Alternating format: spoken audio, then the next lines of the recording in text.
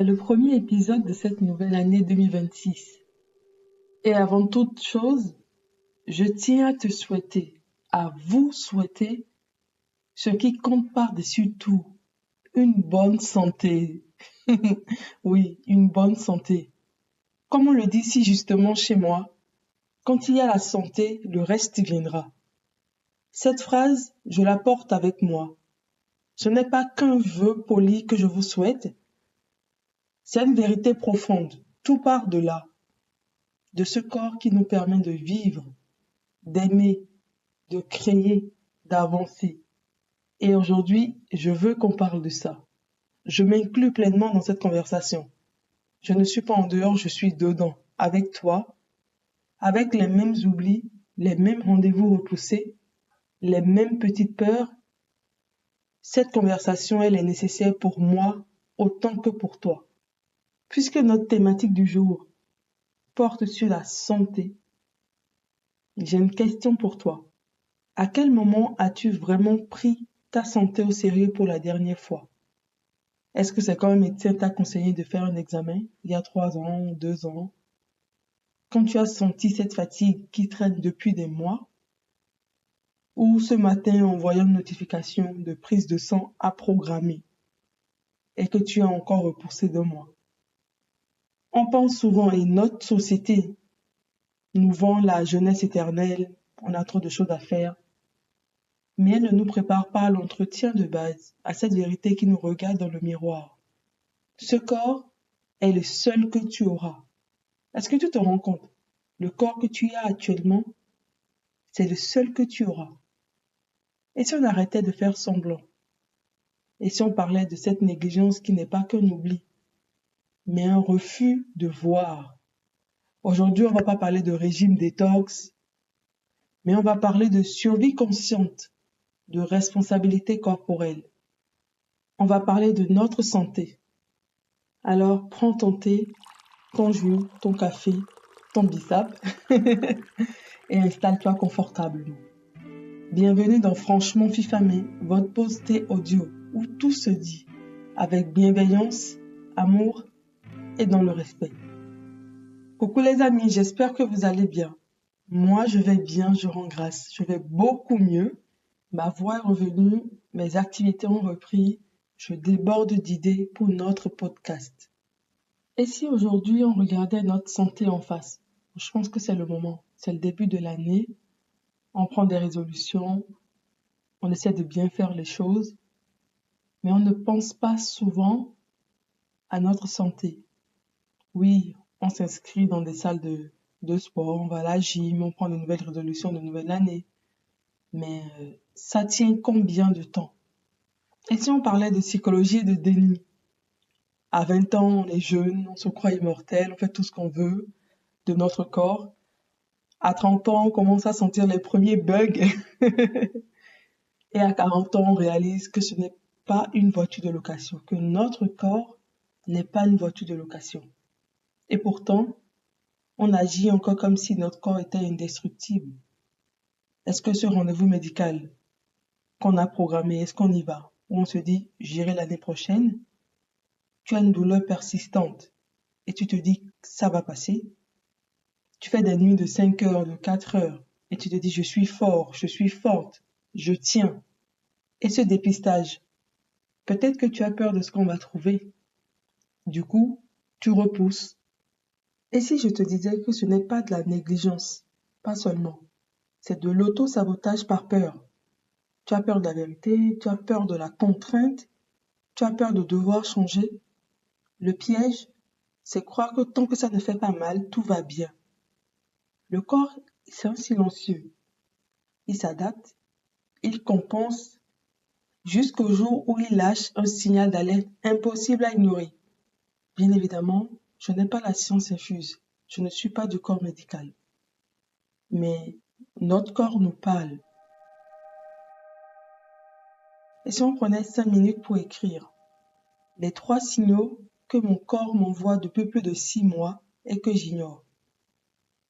Est-ce que c'est un mal de dos chronique? Est-ce que c'est une digestion difficile?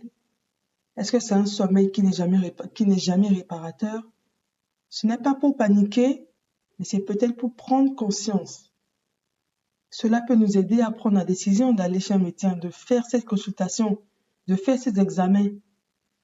Et si ensemble on décidait de faire des vrais gestes, des gestes qui comptent, pas de grandes résolutions intenables, non, des petites actions.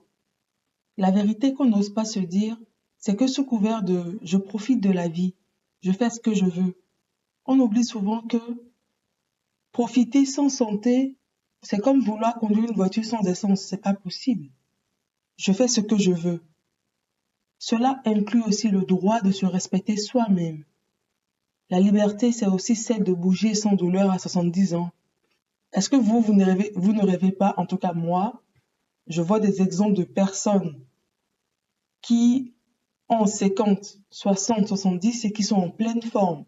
Je côtoie un grand-père de 90 ans, mon Dieu. Un grand-père de 90 ans avec qui on peut aller en randonnée, on peut se balader sans problème. Oui, il est fatigué, mais il tient bon. Est-ce que mon nouveau mantra de 2026, ça sera pas ma santé, mon combat? Ma santé, mon combat. Ma santé, c'est un investissement, c'est pas une option. Parce que les vrais gestes héroïques, ce n'est pas le régime draconien de janvier où on se dit, bon, j'arrête l'alcool. C'est prendre ce rendez-vous qu'on refuse depuis 2 ans. Le médecin, le dentiste, le gynécologue ou la gynécologue, l'ophtalmologue. Il faut faire ce dépistage qui est recommandé pour ton âge. Pour le sein, la prostate, le col de l'utérus, le côlon. Il faut t'écouter au lieu d'anesthésier tes douleurs. Tu prends juste des médicaments contre la douleur sans consulter. Bouger 30 minutes par jour, même si c'est juste marcher. Et ça, je m'inclus dedans. Je ne le fais pas souvent. Dormir comme si c'était un médicament gratuit. Avoir son quota de sommeil, c'est important. Ça ne coûte pas cher, mais ça peut tout changer. Ce sujet sur la santé me tient à cœur parce que pendant que nous, on se réjouit de notre corps, on arrive à profiter de notre corps, il y en a qui souffrent. Et j'aimerais faire une pause, une vraie pause, et orienter notre pensée, notre cœur, vers toutes ces personnes qui, en cet instant même, se battent, qui se battent contre une maladie, contre la douleur, contre la fatigue, contre l'inquiétude, dans une chambre d'hôpital, chez elles, en traitement, en attente de résultats. Je pense à vous. Nous pensons à vous. Je ne prétends pas connaître votre chemin, mais je veux dire ceci. Votre combat est une leçon de courage absolu. Chaque jour que vous affrontez est un acte de résistance immense. Vous nous rappelez, dans la plus dure des réalités, la valeur inestimable de la santé, la fragilité de l'équilibre, la force inouïe de l'esprit humain. Si vous m'écoutez en ce moment, sachez que vous n'êtes pas seul. Votre bataille n'est pas invisible. Elle nous enseigne la gratitude pour ce qui fonctionne et l'humilité face à ceux qui résistent. Et à tous ceux qui les accompagnent, famille, amis, soignants. Votre présence est un pilier. Votre patience, c'est un baume. Et votre amour, un médicament qui ne figure sur aucune ordonnance, mais qui soigne l'âme. Prenez ce moment pour envoyer une pensée, une lumière, une onde de paix vers ces combattants, qu'ils la sentent, qu'elle les enveloppe. Cette pensée à ces personnes qui sont malades, elle nous ramène aussi à nous, à notre propre responsabilité. Par respect pour ceux qui se battent pour retrouver la santé, ne gaspillons pas la nôtre, non.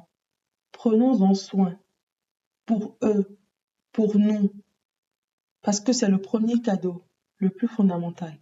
On est tous d'accord sur le fait que ce qui nous est précieux, on l'entretient. Alors regarde autour de toi. On fait réviser la voiture, on entretient sa maison, on soigne ses plantes. Mais et ton propre corps?